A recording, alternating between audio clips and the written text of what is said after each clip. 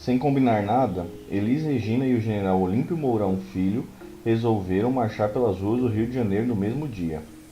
Era manhã de 31 de março de 1964, quando o general se antecipou em alguns dias ao acordo feito entre os militares para extirpar os perigos comunistas que, segundo as Forças Armadas, rondava as ideias do presidente João Goulart. De Juiz de Fora, Minas Gerais, Mourão Filho chegava com suas tropas para colocar o país nas mãos dos militares pelos próximos 21 anos, em um episódio conhecido na história como Golpe de Estado por quem não vestia farda e Revolução de 1964 por quem vestia. João Goulart perdeu o país e Elis perdeu uma reportagem na Rádio Guanabara, AM 1360 KHZ.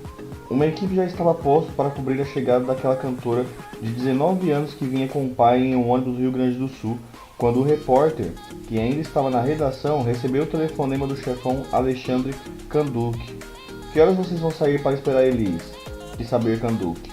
Às 7, respondeu o jornalista. Então esquece e vai para a rodoviária do Rio. Juiz de Fora. As tropas do general Olímpio estão chegando. Elis desembarcou no Rio de Janeiro com 36 mil cruzeiros velhos e surrados na carteira, alguns endereços anotados e uma caderneta e uma carta de recomendação profissional conseguida por seu Romeu com os amigos políticos influentes do Sul. Além do contato com Pitigliani, nome do cara, que a esperava na Philips desde fevereiro, tinha notícias de que o ator Paulo Gracinho, depois de assisti-la em ação em Porto Alegre, havia indicado seu nome aos diretores da TV Rio para que fosse aproveitado nos programas da emissora. Em pouco tempo, e antes de ser consagrada como cantora, Elis era um dos grandes personagens de um dos humorísticos chamado A Escolinha de Edinho Gordo, um formato que anos depois seria consagrado por Chico Anísio. O programa ia ao ar nas noites de segunda-feira e trazia um elenco que parecia levar jeito para as câmeras. Wilson Simonal era espirituoso porquinho, Jorge Ben o distante bicho do mato, e Orladivo o paçoca. A bailarina e coreógrafa Marli Tavares acumulava as funções de interpretar a aluna ceguinha e de criar as danças do programa. Jorge Ben era o mais duro da turma. Simonal, o que tinha mais molejo, Evelyn, outra bailarina, era o coelhinho de saias. A turma era completada pelos integrantes do trio Iracantu. Joãozinho era Tampinha, Gilvan era Bacalhau e Edinho o professor, também chamado de Sapo. A caçula Elis Regina cabia no personagem Luluzinha, uma garota carismática, de saias curtas e covinhas maliciosas, conforme a descreveu o Jornal do Brasil, e que sonhava em cantar em uma boate e lançar um disco. Em um dos episódios mais engraçados, Elis fez a classe acompanhar uma versão compenetrada de Jesus, Alegria dos Homens. A experiência seria válida a Elis tanto por aquilo que acontecia diante das telas quanto pelos esbarrões de bastidores. Ao lado de Simonal, Jorge Ben, Marli Tavares e Orlandinho, ela vivia sua escolinha da vida real. O trio Iracantã, com seus quase 15 anos de carreira, representava a velha guarda, e o baterista Dom Roman, nome que se tornava onipresente entre os músicos, ganhava sua admiração. Foi ele o primeiro a falar de Elis da existência de uma quebrada sem saída, cheia de jovens insanos, fantásticos e irrecuperáveis que levavam o nome de Becos às Garrafas. Ainda tateando no Rio de Janeiro naquele primeiro semestre de 1964, Elis recebeu um convite de Carlos Lyra, compositor e violonista de mãos cheias de harmonias intrincadas e belas melodias, parceiro de Vinícius de Moraes e Tom Jobim, o autor de Você e Eu, e integrante da estrelar caravana que 2 anos antes se apresentara no Carnegie Hall, em Nova York, com a missão de apresentar a bossa nova ao mundo. Carlos Eduardo Lyra Barbosa já era o Carlos Lyra quando descobriu Elis Regina. Em um dos seus discos de sua fase gaúcha, identificou uma garota de voz única e brilho incomum. Com muito de Ângela Maria, mas de uma personalidade artística forte, de quem parecia prestes a andar com suas próprias pernas. Elis poderia ser a peça perfeita para se encaixar como voz principal do LP que traria as canções de Lyra havia feito com Vinícius para uma comédia musical chamada Pobre Menina Rica. Suas músicas já haviam sido mostradas um ano antes na boate Album Gourmet por Lyra, Vinícius e estreante chamado Nara Leão, sob a direção de Aloysio de Oliveira. Agora, depois da temporada no palco, Carlos Lyra queria Elis para cantar as músicas que seriam gravadas com os arranjos de Antônio Carlos Jobim. Um luxuoso comitê de recepção, só faltava eles passarem um teste que seria mais difícil do que o próprio Lyra poderia supor e que teria na bancada Tom Jobim. Ao lado do pai Romeu, Elis usava sandálias e um vestido simples feito por Dona Nercy quando tocou a campainha de um apartamento de Lyra, na rua Barão de Torre, em Ipanema. Oi, eu sou a Elis. Ao entrar na sala do simpático e confiante violonista, duas outras pessoas a esperavam. Um ressabiado Tom Jobim e o curioso Lara, empresário e amigo de Lyra, louco para ver em que bicho aquilo iria dar. Lyra empunhou o violão e ali mesmo na sala pediu que Elis cantasse algo. Ela cantou Primavera, do próprio anfitrião, sem tirar reação alguma de Tom. Assim que conseguiu ficar a sós com o violonista, depois da primeira canção, o maestro desabafou. Essa não vai dar, esquece. Vesguinha, caipira, feiosa, esquece. Mas Tom, argumentava o parceiro, ouve só ela cantando. Lyra queria muito Elis, sentia que havia garimpado uma pedra preciosa da qual alguém iria logo se apoderar. Sem perceber ou fingindo que não percebia a má vontade de Tom, Elis seguiu em outra tentativa. E outra coisa, continuou o violonista ao cochicho com Jobim. Isso que vamos fazer é disco, ninguém vai ver a cara. Na roupa, a gente dá um jeito depois. Não houve santo que convencesse Tom Jobim a dar um voto de confiança gaúcho. Mais tarde, Lyra desconfiaria de que as reservas do amigo ao nome de Elis eram para favorecer a cantora Dulce Nunes, que estava na lista para abrir ao posto de intérprete de Pobre Menina Rica. Dulce era mulher do maestro Benem Nunes, amigo de Tom, uma boa cantora, mas jamais páreo para a novidade que chegava do sul. Jogo de cartas marcado ou não, o fato é que Elis era gongada impiedosamente na sala de Carlos Lyra. Pouco tempo depois, o LP saiu com a voz de Dulce e sem os arranjos de Tom, que acabou desistindo por sentir que aquele musical de veia crítica poderia entrar na mira dos militares, recentemente empossados no comando, e trazer problemas para suas viagens aos Estados Unidos. Tom não podia vacilar. Garota de Ipanema o apresentará ao mundo havia um ano e seus planos constavam a gravação do disco nos excelentes estúdios norte-americanos. E se não me deixarem mais entrar nos Estados Unidos? Perguntou a Lyra. 2 vezes frustrados, sem Tom e sem Elis, Carlos Lyra jamais se perdoaria por não ter batido o pé até o fim. Por não ter ameaçado jogar o projeto com o violão e tudo pro alto, se sua aposta não fosse aceita. Só lhe restava soprar o nome de Elis Regina aos 4 cantos, de forma que chegasse com mais força ainda aos ouvidos dos diretores artísticos da TV do Rio e aos clubes efervescentes do Beco das Garrafas. Agora, a vitória de Elis em terras carioca passava a ser questão de honra, também para Carlos Lyra. A parada não seria fácil. Como contratada da TV Rio, Elis entrava em lares cariocas como a extraterrestre caída de alguma galáxia desconhecida direto para o planeta Bossa Nova. Uma turma de jovens modernos com seus 20 e poucos anos, bem curtidos na classe média da Zona Sul. Estava diante da TV na sala do jornalista Nelsinho Mota quando o ET apareceu. Meninos bem nascidos e bem intencionados, como Wanda Sá, Francis Raime, Edu Lobo e Dori Caymmi, que já falavam o bossa novês, com fluência e seguravam as rédeas da tendência do país desde que seus apartamentos se tornaram ateliês de confecção do novo ritmo. Ao verem Elis endurecida diante do microfone, vestida como se estivesse nos anos 1930, cantando como se estivesse nos anos 1940, e penteada com um capacete de laque comum em meados de 1950, alternaram reações de graça, surpresa e escárnio. Meu Deus, e o cabelo? Fulminavam as meninas. Mas ela canta bem, rebatiam os defensores. Canta nada, isso é grito, alvejava alguém. Nelson Mota, o dono do televisor, percebeu que Elis era um assombro de voz em um layout que precisava ser urgentemente repaginado. Baixinha de peito grande, mostrava uma ligeira vesguice nos ângulos frontais e um desajuste físico piorado por aqueles trajes antiquados quando tentava mexer o corpo. Os deboches das suas interpretações vinham dentro de um contexto histórico. Mulher cantora poderia ser Nara Leão, homem João Gilberto. O canto havia deixado de ser festa para virar reza em 1958, quando o violão de João uniu seus poderes à música de Jobim, a poesia de Vinícius e a voz de Lisete Cardoso, para criar um novo e duradouro presente com o álbum Canção do Amor Demais. A partir dali, voz para fora era coisa do passado.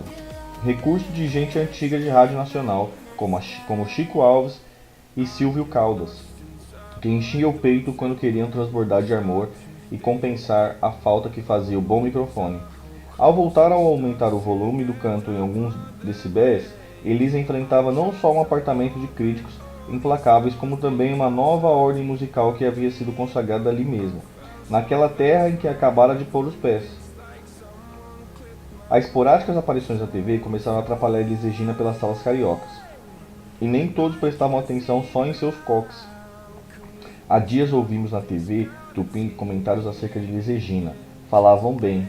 Não a conhecemos, mas cogitamos fazê-lo. A moça, segundo os faladores, veio do sul e apresenta como grande estrela música brasileira. Será? Apareça, Elis, dizia a nota de Jorge Mascarenhas no jornal Diário Carioca. O jornalista Renato Sérgio fazia sua refeição da TV ligada no programa Almoço com as Estrelas, de Ayrton Pelingeiro, da Tupi, quando o nome de Elis foi pronunciado como uma atração convidada. Aquela baixinha cantando como gigante fez Renato se desligar do universo. O garfo passou a fazer viagens mais lentas do prato em direção à boca, até que parou no ar. Renato estava em choque. Que diabos era aquilo? Se com o som daquela caixa de abelhas, que só transmitia imagem em preto e branco, ele sentira tamanho impacto, como seria ao vivo? Quanta convicção tinha a moça, anestesiado pelo que acabara de ver, desligou a TV sem guardar o nome da menina. Alguns dias depois, o amigo e produtor Roberto Jorge entrou com urgência na redação do telejornal Pirelli, da TV Rio, do qual Renato era editor. O assunto lhe era familiar. Renato, preciso falar com você. Se for rápido, pode ser agora, respondeu o jornalista. Não precisa. Vamos falar com calma, sugeriu Roberto. Então vá indo para o boteco de esquina que eu vou para lá assim que terminar de editar o jornal, marcou Renato. Ao fim do trabalho, os dois amigos se encontraram. É o seguinte, começou Roberto. Eu tenho nesta minha mão aqui a maior cantora do Brasil e nesta outra minha mão aqui um lugar para esta grande cantora se apresentar. Certo, cortou Renato. E essa melhor cantora do Brasil seria quem? A Nara? Brincou. Não, uma moça chamada Elis Regina, disse Roberto. A nuca de Renato congelou. Puxa, Roberto, acho que é a mesma menina que eu vi na TV esses dias. O lugar que Roberto dizia ter para o primeiro show de Elis era justamente uma boate do tamanho de uma sala de apartamento classe média de Ipanema, que ficava em um apêndice da rua do Vivier, em Copacabana. Seu nome já era conhecido de Elis, o Beco das Garrafas, o Beco dos Insanos. Há alguns anos, o espaço já havia se tornado berço e quintal da bossa nova e do samba jazz, a maior concentração de músicos por metro quadrado do Rio de Janeiro, até porque era músico a dar com pau em quase nada de metro quadrado. Sem luxo nem requinte, com shows levantados na raça, o que os levava para lá era a sensação de estar fazendo com seus instrumentos uma história, que só acontecia ali. Sérgio Mendes, Raul de Souza, Luiz Carlos Vinhas, Baden Powell, Dom Román, Dom Salvador, Ayrton Moreira, Flora Purim, Chico Batera, Tambatril, Quarteto em Si, Jorge Ben, Balbulinha e muito mais gente disputavam talentos em clima de desfile, e não competição. O beco era o portal a se atravessar antes de qualquer outra conquista a pia do batismo de um novo povo que saía de lá para os estúdios de gravadoras ou, como Sérgio Mendes, Dom Salvador e Chico Batera, direto para uma carreira no exterior. e as garrafas uma singela homenagem à forma com que os vizinhos menos simpáticos do Vivier expressavam seus sentimentos diante daquilo que chamavam de bando de arruaceiros. Eles começaram a se acumular debaixo das suas janelas por volta de 1956, e para quem queria dormir, a paz acabou. Quando o barulho ficava insuportável, geralmente com um saxofonista ou um trompetista inspirado tocando ao ar livre, uma garrafa voava das janelas dos moradores vizinhos em direção às suas cabeças. Apesar de não haver registro de morte provocada pelos objetos caídos do céu, era tanta garrafa voadora que o lugar ganhou o nome de Beco das Garrafas, e mais tarde, Beco das Garrafas. Não, que o lugar ganhou o nome de Beco das Garrafadas, e mais tarde, Beco das Garrafas. Metade do beco, o que equivalia a 2 boates Little Club ou Bottles, as outras eram o Inferninho, Magrife e a Casa Bacará, que a partir de 1965 também se tornaria um prostíbulo. Pertencia a Alberto Campana, um italiano que só queria pagar suas próprias contas e provar à família que poderia vencer na América do Sul depois de desembarcar no Rio de Janeiro em 1952. Meio que, diga-se a verdade, contra sua vontade, a Venezuela era a sua primeira opção, o país do futuro que já havia levantado muitos de seus amigos italianos e de onde parecia jorrar todo o petróleo do mundo. O problema é que Caracas exigia certificado de reservista em dia dos imigrantes e Alberico não tinha. Com as portas fechadas na Venezuela, sobrou o Brasil. Nem a língua se falava por aqui, ele sabia qual era. Por via das dúvidas, aproveitou as horas de voo estudando espanhol. Seus amigos disseram que os brasileiros falavam algo muito parecido com o idioma dos venezuelanos. Com 2 anos no Rio, Alberto sentiu o freio de mão puxado e as economias da reserva quando começou a pensar em voltar à Itália. Às vésperas de capitular, encontrou 2 italianos que lhe falaram de uma oportunidade de negócio em um pedaço de rua sem saída que era preciso ver para crer. De boate, Alberico não entendia nada. Havia garçom e barman de restaurante de seus pais, nunca dono de Inferninho. Ao chegar no Bottle, que ainda se chamava Escondidinho, ficou encantado. Arrendou o espaço com a ajuda do irmão Giovanni, que também chegara da Itália para trabalhar juntos, e passou a oferecer a alma para que o negócio desse certo. Internou-se no emprego, trabalhou duro e começou a receber músicos de uma turma jovem que até então só tocavam em apartamento. Alberico soube que um trio liderado pelo pianista Luiz Carlos Vinhas havia entortado os ouvidos dos clientes no restaurante A um Bom Gourmet, da Avenida Nossa Senhora de Copacabana. A casa, que logo mais seria reduto dos bossa novistas, ainda não havia preparado sua freguesia para receber o samba com tantos acordes de jazz. Aos políticos, turistas e executivos que frequentavam o local, ainda era samba ou era jazz. Quando um se encontrava com o outro, algo parecia fora do lugar. O dono da casa teve que escolher entre o trio de músicos do palco ou as mesas cheias de plateia, e naturalmente ficou com a plateia. O trio de Vinhas, convidado por Alberico, foi parar no Beco das Garrafas. A estreia de Elis Regina nos palcos do Rio de Janeiro deveria ser um acontecimento. Roberto Jorge, com aval de Alberico para fazer o que bem entendesse no Bottle, pediu a Renato Sérgio que criasse um roteiro no show. Renato tinha algo já bem adiantado, guardado no fundo de uma gaveta, um texto feito por ele para um dia, se tudo desse certo, ser a base de um espetáculo do Tamba Trio, ou Trio Tamba, como alguns chamavam a sensação maior do beco. Um recordista em acumular gente dentro e fora dos boates em que se apresentava, à mesa do restaurante La Florentine, no Leme, os amigos lançaram suas primeiras ideias adaptando para Elis Regina o show que seria do Tamba, e fechando o nome do espetáculo em Só Se For Agora. A estrutura sofreria alterações, uma vez que a formação do grupo era outra. Piano, baixo e bateria ganhavam uma voz para seguirem, um elemento a mais, que mudava tudo em uma época em que os músicos de formação instrumentais chamavam pejorativamente intérpretes de canários. Entre as canções, um apresentador faria interferências declamando trechos do poema brasileiros que dialogasse com as músicas que seriam cantadas. A linha gerais do espetáculo estava ali, só precisava combinar com Elis Regina. Já com os contatos da cantora, Roberto levou Renato ao número 200 da barra da Barata Ribeiro, em Copacabana. Um pai dinheiro que só precisava de mais uma meia jogada no chão para se tornar caso de saúde pública. Ver eles naquela balança, mas não cai, era de dar angústia. No quarto, sala e cozinha, dimensões claustrofóbicas. Parecia viver a embaixada do Rio Grande do Sul. Dona Erci já havia chegado com o irmão de Elis, Rogério, que havia se instalado no pavoroso sofá da sala. Havia muita gente ali com sotaque gaúcho, talvez amigos de passagem pelo Rio.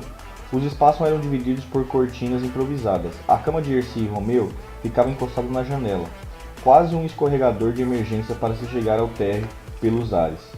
Renato disfarçou o choque e se apresentou ao seu Romeu. Jornalista sério, já com cabelos brancos se sobrepondo aos pretos, falou da intenção da dupla com a cantora. Romeu, ao velho estilo de muitos cigarros e poucas palavras, sentiu que poderia baixar a guarda e confiar a filha aos rapazes de bem. No dia seguinte, Renato levava Elis para conhecer o Beco das Garrafas, com a promessa de trazê-la de volta, sã e imaculada, antes do amanhecer. Ao entrar no beco, a cantora teve a sensação de chegar à terra prometida. Era música demais, músicos aos montes e um público interessante que sofria para escolher entre ver o Raul de Souza no Buttle ou Wilson Simonal no Little. Nada em Porto Alegre se parecia com aquilo. As opções eram tantas, concentradas em tão pouco espaço, que não raramente os próprios artistas combinavam seus horários para que as pessoas pudessem ver essas atrações das 3 casas mais povoadas do beco. Quando o Acará também entrava na disputa, levando Marcos Valle para tocar com a cantora Lene Andrade, com o pianista Teodoro Tenório Júnior, o baterista Edson Machado e o baixista Serginho Barroso. Ninguém sairia dali com os bolsos cheios, mas a adrenalina de garotos como Valle, que aos 20 anos sentia o coração eufórico enquanto aguardava na calçada o dono da casa anunciá-lo, para que surgissem como se viesse de algum camarim, não tinha preço. Elis ficou impressionado ao ver em ação o baterista Edilson Machado, ou Edson Maluco para os íntimos. Suas baquetas reviravam tudo, invertiam um produto e a ordem dos fatores, colocavam o ritmo no prato de condução e espalhavam pelas peças uma escola de samba em tempo de jazz. Elis sentou à frente de Edson para entrar em seu transe particular e por ali ficou, alucinada e incomunicável antes de voltar a si. Ao mesmo tempo em que Roberto e Renato levavam Elis ao beco, com jeitão de seguranças, a cantora já havia ganhado a bênção de alguns músicos que a conhecia pelo programa de TV Rio. Manuel Guzmão, baixista do Copa Trio, do baterista Dom Romão e do Dom Salvador, ao piano no lugar de Toninho Oliveira. Sentiu o drama assim que se apresentou na emissora com a garota de sotaque gaúcho pela primeira vez. Guzmão hospedava Dom Salvador em sua casa, e por uma noite chegou para o jantar com quem trazia uma barra de ouro para a sobremesa. Salvador, caí para trás hoje na TV Tupi. Toquei com uma garota que se chama Elis Regina. Enquanto Roberto e Renata tentavam a estreia de Elis, Guzmão e Salvador acionavam seus contatos como se todos os rios de 1964 tivessem de desaguar no Beco das Garrafas. Sem saber que a garota tinha dono, falaram com Giovanni, o irmão de Alberico, para que elas fizessem uma espécie de teste, uma audição. Giovanni, aparentemente também sem saber que seu irmão já havia acertado a estreia de Elis com Renato Sérgio, topou, mas, ao ver Elis cantando pela primeira vez apenas para ele, tensa e insegura, não gostou. À sua frente estava uma garota com dificuldade para achar o tom das músicas.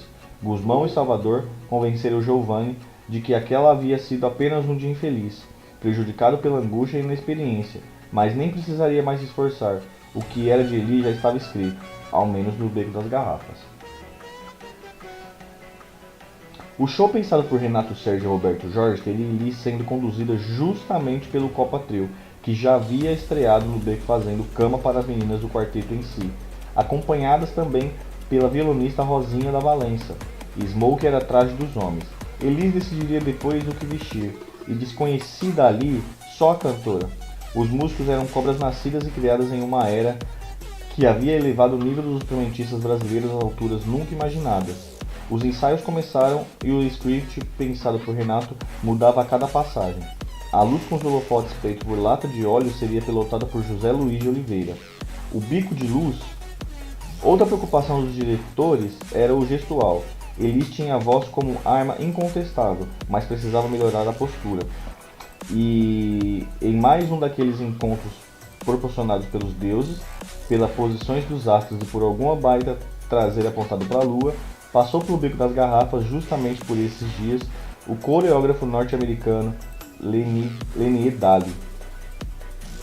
Chegado de Nova York em 1960, o bailarino que deu expressão corporal à música brasileira e que mais tarde se politizaria criando o homem travestido de mulher, um monumento da dança combinativa chamado de Dizzy Croquettes, vivia por aqueles bares ou quando ouviu Elis Regina ensaiando para o show de estreia. Renato, que já sabia de sua fama, pediu para que ele ensinasse aquela pedra que cantava como ninguém a arte de se movimentar. Como a voz do corpo de Elis deveria voar. Lene se realizava com a dedicação da nova aluna. Ao perceber seus braços curtos e leves, viu nela salvação para uma personalidade que não estava nem um pouco a fim de sair dando cambalhotas pelo palco. Um palco, aliás, que praticamente não existia. Com pouco espaço no Buttle, Lene tinha que pensar em algo que não exigisse um raio de atuação muito grande. Mais um motivo para investir nos braços. Uma vez para cima e duas hélices estariam formadas. Lene trabalhou tanto para que elas girassem sem que eles girassem que Elis quase saiu voando. Filho de jornalista, radialista e compositor Fernando Lobo, o estudante de Direito e aspirante a músico do Lobo assistiu a um desses ensaios e gelou com algo que só os músicos percebiam. Elis tinha um senso harmônico de instrumentista, incomum aos cantores da época. Sabia quais acordes ficariam melhores, com ou sem acidentes, invertidos ou não, e cobrava seus músicos para que os encontrasse na forma em que sua intuição pedia. Esse não está bom, é quase isso, dizia aos pianistas. Edu e Elis se conheceram no beco, aos poucos, e ali começaria um breve namoro.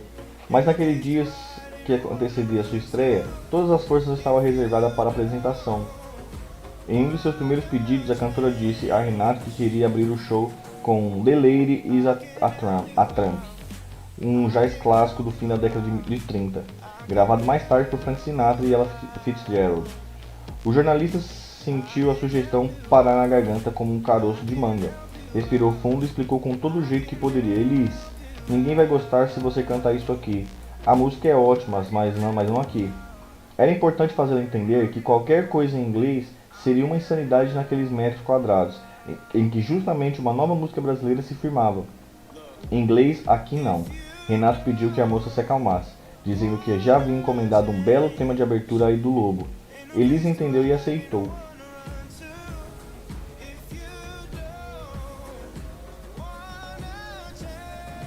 A cumplicidade entre Renato e Elis crescia naquelas tardes de ensaio no Beco das Garrafas. Quanto mais se aventurava em conhecê-la, mais o jornalista sentia algo que não ia bem. Quanto mais se aventurava em conhecê-la, mais o jornalista sentia que algo não ia bem. Desde que deixara o Rio Grande, Elis não tinha muito o que comemorar. Sua coleção de conquista ainda era discutível.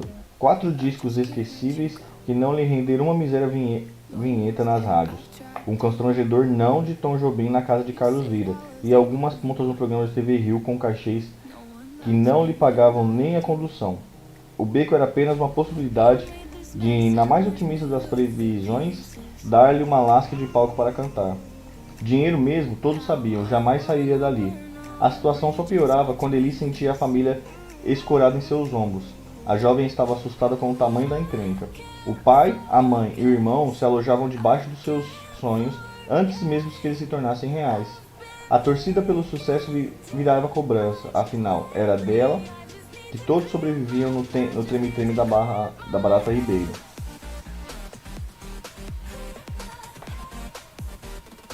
Pressionada, Elis reagia atacando. Depois de um ensaio cansativo, saiu com Renato pela orla de Copacabana para relaxar. Entraram no restaurante e sentaram-se.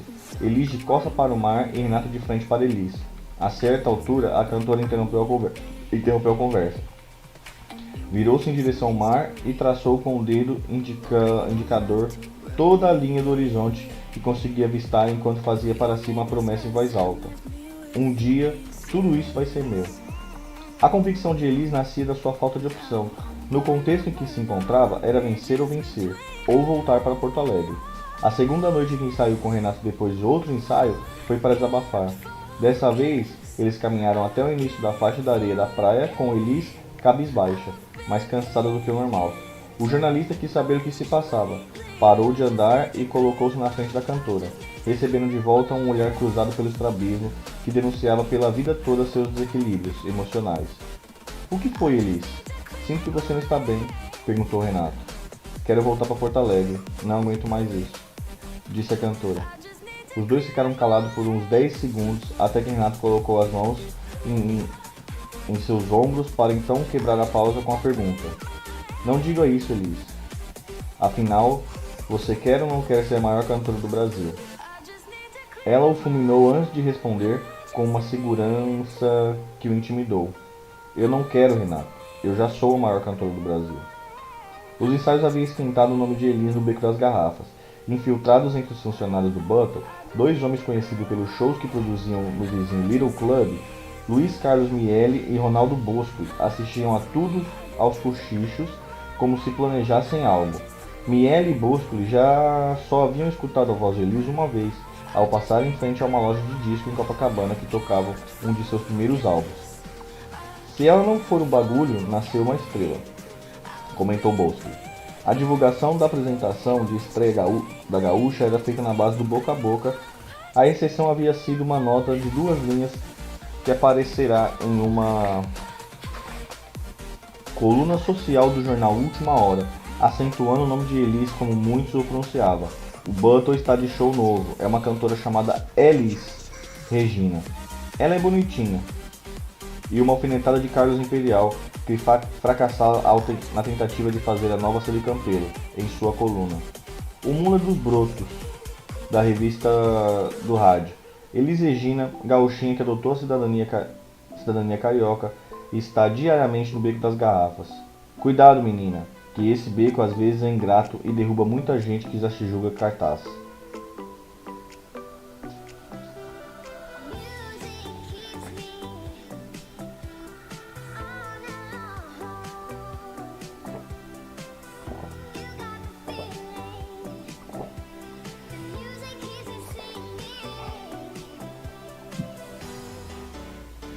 As 40 mesas estavam tomadas quando a boate abriu suas portas naquela noite.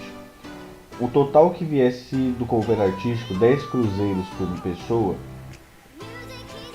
seria dividido entre os músicos. Quando muito, conseguiriam com isso pagar o próprio jantar. Alberico ficava com uma lanterna nas mãos para ajudar na iluminação. Alguns refletores feitos de cartolina eram pendurados no alto. O palco era uma estrutura formada por caixas de cerveja, sem cadeira para se acomodar. O sambista Zé Cat sentou-se no chão. Carlos Vira também foi dar uma força e amenizar a dívida que sentia ter com a cantora. Há quem tenha visto até Jorge Balbulina, o futuro Jorge Ben, espremido na plateia. Enquanto isso, Elis se maquiava em seu camarim particular, mais precisamente no banheiro da casa de Renato Sérgio. "Ah, espera, preciso fazer uma coisa", disse Elis. "A gente vai se atrasar", advertiu Renato, quando estava para sair, já vestida e perfumada, com a ajuda de Alete, mulher do jornalista. A cantora decidiu voltar a um dos cômodos, foi até o quarto do filho de bebê Renato, se curvou sobre o seu berço e lhe deu um beijo na testa enquanto dormia. Ao olhar para um amigo atônito, escorado na porta, explicou tudo com uma frase: "É só para dar sorte." O trio Elis, Renato e Roberto seguiu para o ponto de ônibus. Assim que a condução de Copacabana chegou, eles entraram pela frente, passaram pela roleta e escolheram um banco vazio bem ao fundo. O trajeto até a Rua do Viver não iria demorar. Uma pena. Sonhar em silêncio naquele ônibus público, sob os efeitos de uma adrenalina bem-vinda que poderia ficar em seu organismo para sempre, era algo que valia por 100 shows. A fila do beco já deveria estar grande, as mesas foram arrumadas e o cartaz que fizeram com o nome de Elis ao lado de uma espora gaúcha já estava posicionado na entrada. Apesar de poucos se falarem no ônibus, os 3 amigos sentiram estar na mesma sintonia. De repente, Elis começou a cantar baixinho, a primeira música que lhe veio à cabeça. Assim que ganhou confiança, aumentou o volume até chegar ao ponto de não se lembrar de que havia outra pessoa aos bancos da frente. Renato e Roberto se entreolharam e, ainda em silêncio, perceberam o tamanho da cena que viviam. No começo sem jeito, depois mais seguros, entraram na cantoria e seguiram cantando até o ponto mais próximo ao beco. Quando desceram para caminhar até o Buttle, se faria uma história com o que viesse a acontecer dali em diante, o tempo diria. Minutos antes do início da apresentação, marcada para as 22h30, um fiscal do juizado de menores surgiu à procura do proprietário da casa. As multas não eram tão altas naquele meados de 1960, mas o problema ali nem era com os valores. Se vissem Elis, uma pivete sem pais nem responsáveis, com cultos de menor de idade, apesar de seus 19 anos, prestes a ser a atração principal de uma noite regrada a uísque e cerveja, reviveriam a ela a casa pelo avesso em busca de qualquer contravenção. Os bares de Alberico eram limpos de drogas. Quando fumavam baseado de maconha, cocaína era o mal dos ricos, e poucos difundida no meio artístico. Músicos o faziam fora de seu ambiente de trabalho. Já a bebida dos clientes não havia como esconder. Era com ela que eles caíam e a casa parava de pé. Um dos funcionários de Alberico pensou rápido. Ao perceber que o fiscal estava para entrar no estabelecimento, ergueu Elis com um dos braços e a fez entrar em um sótão usado para guardar o estoque. Ali, quietinha, sã e salva, ela ficaria até o homem da lei ir embora e o show enfim começar. As palmas aplaudiam uma incógnita. Quem estava na plateia do Buttle naquela noite, com exceção de meia dúzia que conhecia Elis de outras ocasiões, estava porque estaria na noite seguinte e porque esteve na anterior. Os músicos adoravam aquele espaço que sempre trazia atrações e satisfações garantidas, onde poderiam ver sobretudo os melhores pianistas, baixistas e bateristas de uma música brasileira que havia se apoderado dos conceitos de harmonia e improviso do jazz, acrescentando-lhes o mecanismo rítmico do samba que os norte-americanos bastariam para entender. Elis, que muitos ainda chamavam de Elis, quando se lembravam de seu nome, teria de conquistar seu espaço na era dos instrumentistas, tempos em que cantor era quase figura decorativa, apenas uma das turbinas que faziam o Boeing decolar. Muita gente estava ali mesmo, era para assistir os desfiles do piano de Dom Salvador e da bateria de Dom Romano. No que dependesse da dupla, Roberto e Renato, no entanto, Elis iria virar aquele jogo. O roteiro de Só Se For Agora, dentro do que permitia a estrutura daquela caverna clube de Copacabana, colocava a gaúcha no centro das atenções. Assim que seu nome foi anunciado, Elis levantou-se de uma cadeira da plateia e se dirigiu ao palco. O roteiro falava em camarim, mas era melhor ignorar essa parte. No Buttle, camarim era estado de espírito. Assim que começou a cantar, um canhão de luz a mirou, deixando os músicos na penumbra. Canhão de luz também era uma força de expressão. No Buttle, era um artista que tinha que acertar o foco do refletor da cartolina enrolada pregada no teto. Se errasse a posição, ficaria no escuro. Depois de Elis, Roman fazia um solo de bateria e ganhava o refletor só para si, enquanto os outros sumiam na sombra. Elis ressurgia nas luzes quando cantava de novo e voltava a desaparecer assim que Salvador pedia licença para o seu piano. O show seguia em um acende e apaga lâmpada que não tinha fim. O bom nisso era que ela não esquentava demais e a probabilidade de provocar um incêndio ficava menor. O ruim era que alguns não aguentavam também a performance e queimavam antes do final da apresentação. Sonia Miller, que logo seria substituída no palco por Iris Leterrier, conhecida por ser a voz dos aeroportos, era uma bela e explosiva apresentadora de TV da TV Rio, trazida ao beco por Renato. Sua função era de importante mestre de cerimônia. Assim que os artistas do palco acabavam o número, todas as luzes eram apagadas para que a cena fosse apenas de Sônia. De cartola, ela declamava uma pupila de poesia sentadas em lugares inesperados, como no balcão do bar. Depois, em outro número, a mesma estratégia a mostrava agora provocante na mesa de um cliente surpreso. Dizia um verso e Elis voltava com tudo. Ao final de 2 horas, até os garçons estavam arrebatados. A temporada do Buttle, de quinta a sábado, fazia o nome de Elis crescer a cada noite. Seu timbre e sua percepção de conjunto já eram elogiados entre os músicos e o público cativo, cada vez mais numerosos graças ao marketing do boca a boca. No início do quinto final de semana, o telefone de boate tocou. Era a cantora querendo falar com Roberto Jorge, de São Paulo. Elis lamentava dizendo que não poderia estar no Rio naquela noite, porque o aeroporto de Congonhas estava fechado para pousos e decolagens devido a um temporal. Sem voo, só chegaria para a apresentação no dia seguinte. Um problema perfeitamente compreensível, não fosse uma cena intrigante que Roberto começou a assistir no instante que falava com sua artista, mais ou menos no momento em que Elis mencionou o termo aeroporto fechado. O pianista Sérgio Mendes, recém-chegado justamente de São Paulo, passou o faceiro diante de seus olhos, só faltando dar tchau. Wilson Simonal também não parecia sobrevivente de um avião abatido por um raio ao chegar de terno seco direto da terra da garoa. Enquanto ele se lamentava, Roberto fazia uma rápida reflexão. Se aqueles outros artistas não tiveram tempo para virem de São Paulo nem de carro, nem de ônibus, nem de navio, não havia aeroporto fechado coisa nenhuma. A cantora estava lhe dando uma rasteira.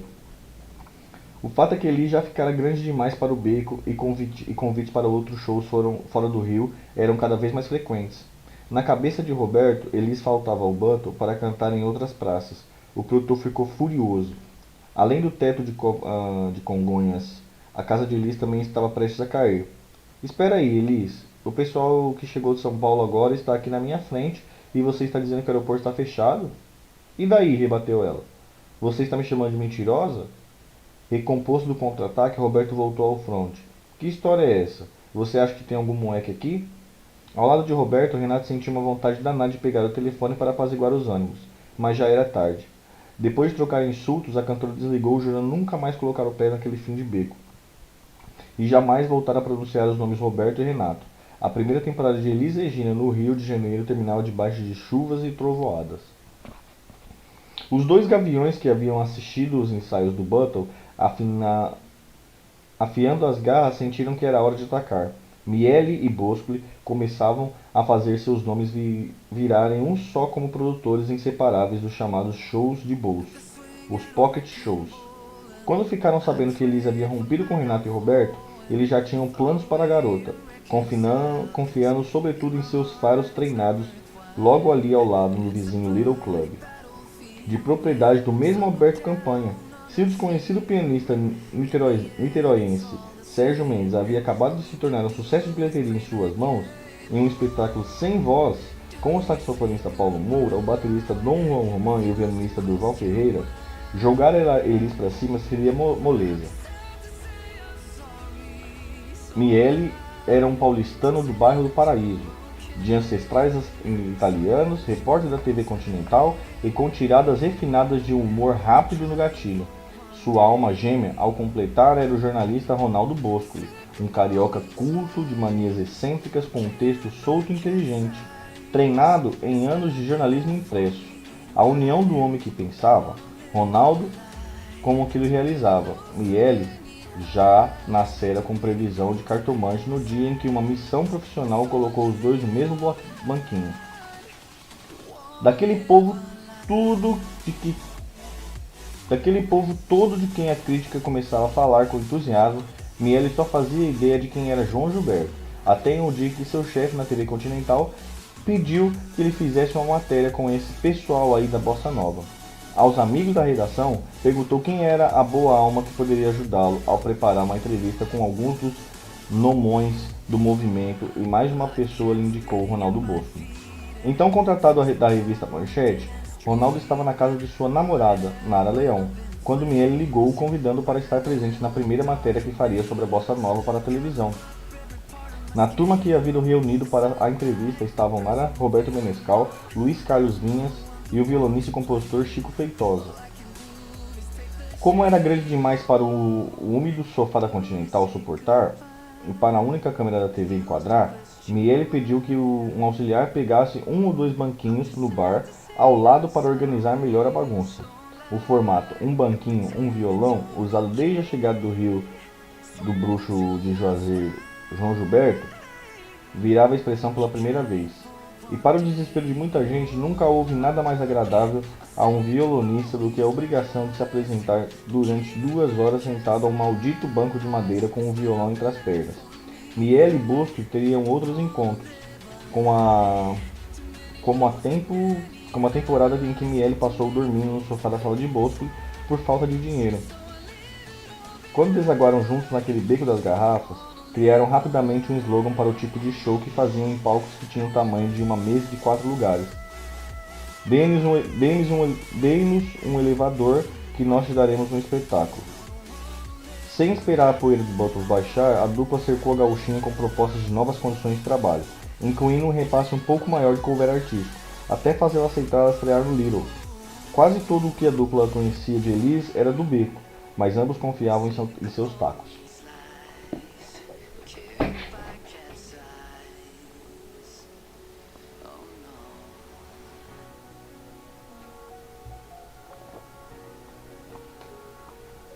O pacote para Elis estava pronto. O show de bolso da dupla tinha uma bailarina clássica do Teatro Municipal do Rio de Janeiro, Marli Tavares, um trio excepcional de instrumentistas liderado pelo pianista Luiz Carlos Vinhas, o Bossa 3, e Gaguinho, um passista e pandeirista comediante que faria show sozinho, se fosse o caso. No repertório havia Preciso Aprender a Ser Só, de Marcos e Paulo Sérgio Vale, e Menino das Laranjas, de Todd Barros, um coquetel poderoso que só favorecia o voo de Elis e deixava a crítica querendo mais. A única falha era o mau aproveitamento de Elis Regina. Apesar de ser apresentada também dançando, foi esquecida como cantora, cobrava o Jornal do Brasil. A fama do beco chegava a São Paulo antes da fama de Elis Regina. Solano Ribeiro, músico e produtor da Paulista TV Excelsior, vinha ao Rio para dar uma geral nos bares que lhe indicaram como imperdíveis naquela época de miniatura carioca da Praça Roosevelt. O conglomerado com as melhores casas do ramo do samba jazz em São Paulo, Solano queria fazer um contato e descobrir material humano que abastecesse o programa da emissora em que trabalhava. Ao entrar no Little, tremeu. Ao contrário dos paulistas, os cariocas reagiam com furor aos solos de bateria e piano.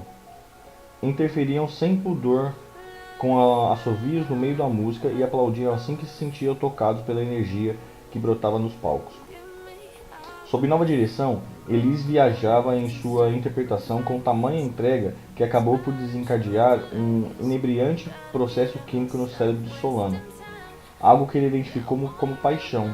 Sentindo o corpo pulsar, o produtor penteou a sobrancelha, estufou o peito e se encheu de credenciais para se aproximar da gauchinha no final do espetáculo.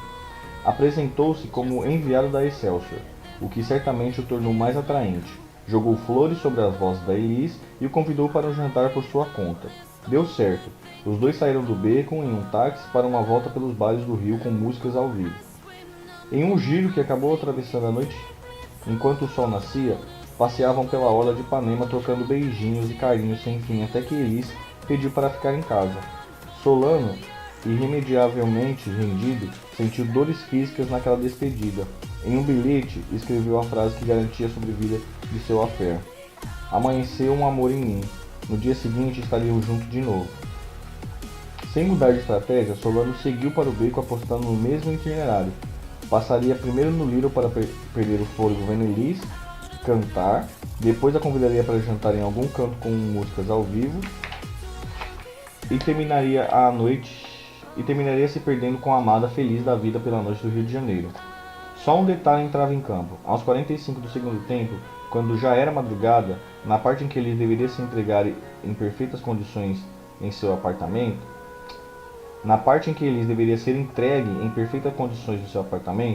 os dois decidiram acordar Ercílio Romeu para um comunicado de última hora. Em linhas gerais, a história resumida por Elis aos pais foi a seguinte: pai, mãe, esse é o Solano Ribeiro, nós vamos nos casar.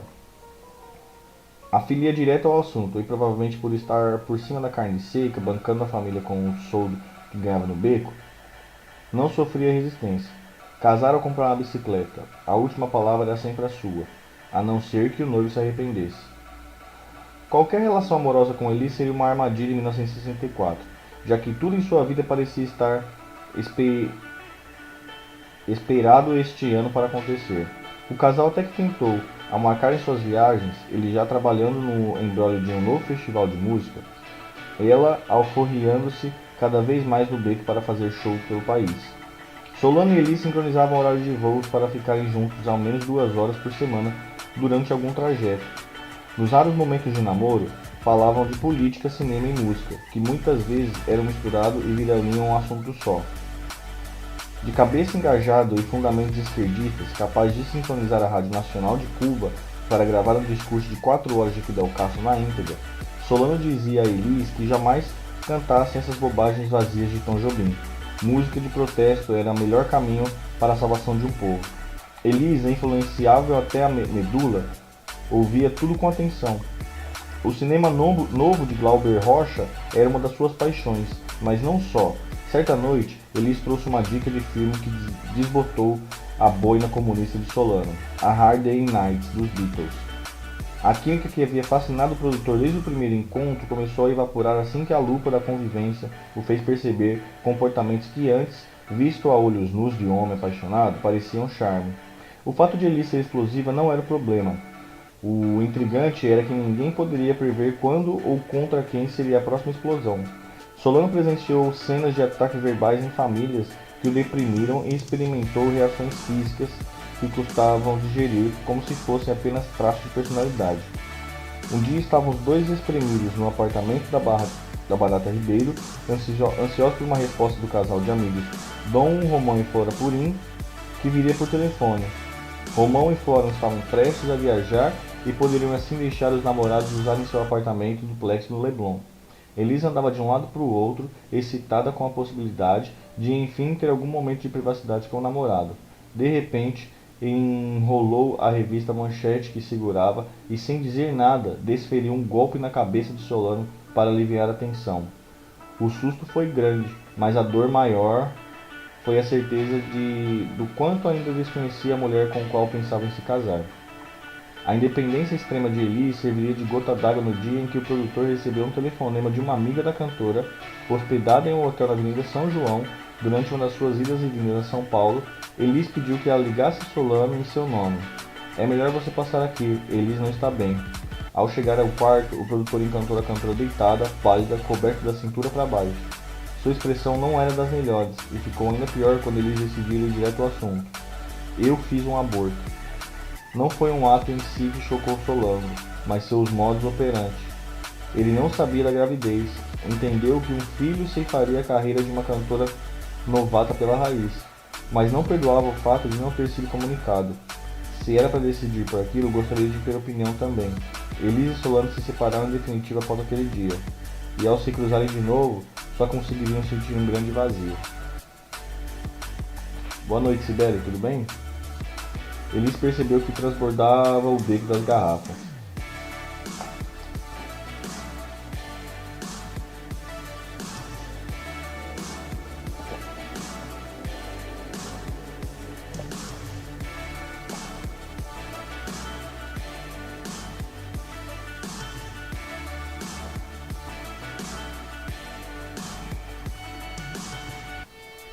Elis percebeu que transbordava o beco das garrafas, e pela primeira vez emprestou sua força para ajudar o manifesto.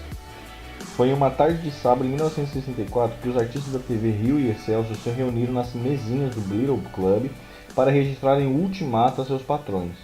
Ou os cachês atrasados eram pagos, ou eles deixariam as emissoras.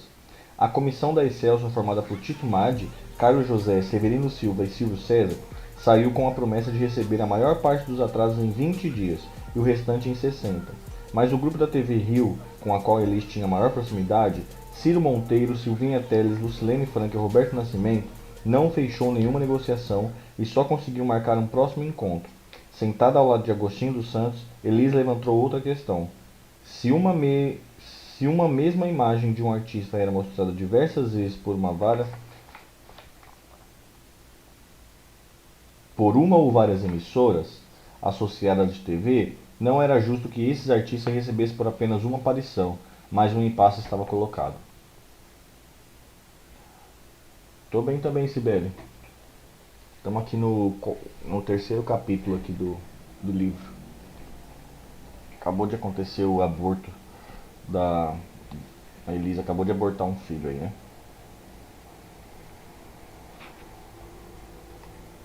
Quem mais tá aí, hein? Tem live do Zoinho aí. Quem mais tá aí? Dá um toque aí, galera. Galera da Twitch. galera do YouTube. Em mais uma prova de que os fatos da vida de Elis Regina aconteciam em movimento cíclico, outra história se repetiria. Já com uma agenda sendo preenchida por show em outras cidades, a cantora incumbia o pai empresário de ligar ou ir pessoalmente falar com os patrões no Little, comunicando suas faltas com justificativa nada originais. Oi, Ronaldo, a Elis não viaja hoje, ela não está bem, dizia na sexta. A Elis não vai, Meia, está sem voz.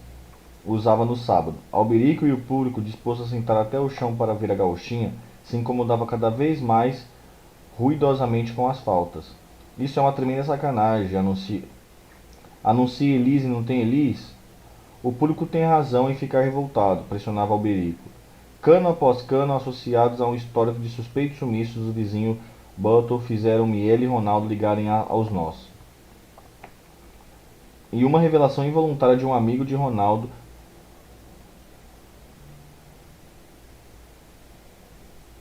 comandante em uma empresa de aviação não deixava mais dúvida. Ronaldo, você tem que ver, rapaz.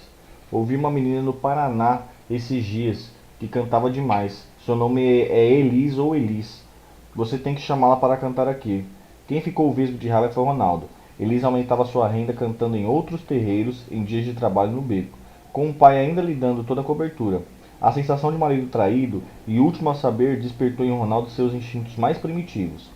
No momento em que Elis chegou ao Little, depois de sair aos trancos e barrancos do Borough, o beco começava a entrar em crise. A alta do dólar era refletida nos preços da noite, fazendo uma dose de uísque muitas vezes falsificada chegar a 2.000 cruzeiros. Grupos já se apresentavam para 2 ou 3 casais e os egos inflamados deixavam vítimas. Tenório Júnior Trio, Trio Iracatã e Rosana Tapajós, as atrações da casa se estranhavam, com cada um querendo ser mais moderno e mais cartaz do que o outro.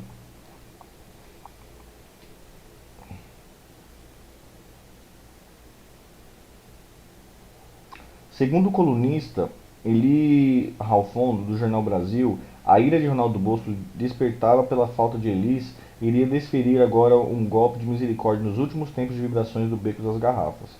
O produtor esperou para dar o bote na moita. Assim que chegou o próximo fim de semana, o telefone da boate tocou e ele fez questão de atender. Dessa vez, a própria Elis dizia que não poderia fazer a apresentação daquela noite porque estava afônica. Era tudo o que o ódio represado de Ronaldo precisava para se materializar. Afônica é o cacete. Fiquei sabendo que isto aqui não é palhaçada, não. Já sei que você faz show por aí. E no que bateu, levou. Faço o mesmo, e daí? Sou mais eu. Se quiser me mandar embora, manda que eu vou, disse Elis. Então vá. Tá pensando que é quem? Barbara Stretch? E levou de novo. Não estou pensando, eu sou a Bárbara. A demissão formal teria que vir com um requinte de crueldade, para deixar marca mais profunda do que um simples desabafo por telefone. Com um pincel e uma lata de piche, Ronaldo foi até a parede dos fundos na qual artistas eram anunciados e mandou ver o borrão sobre o nome de Elis, como um capricho para que não desaparecesse por inteiro. Quem lesse deveria entender que alguém ali havia sido humilhantemente defenestrado, ou pichado, como diria a expressão que depois do episódio passaria a equivaler a difamado. Elis sumiu do beco para sempre e da vida da dupla de Miele e Bosco, só por algum tempo. Temos imagem. Temos aqui a imagem, olha lá.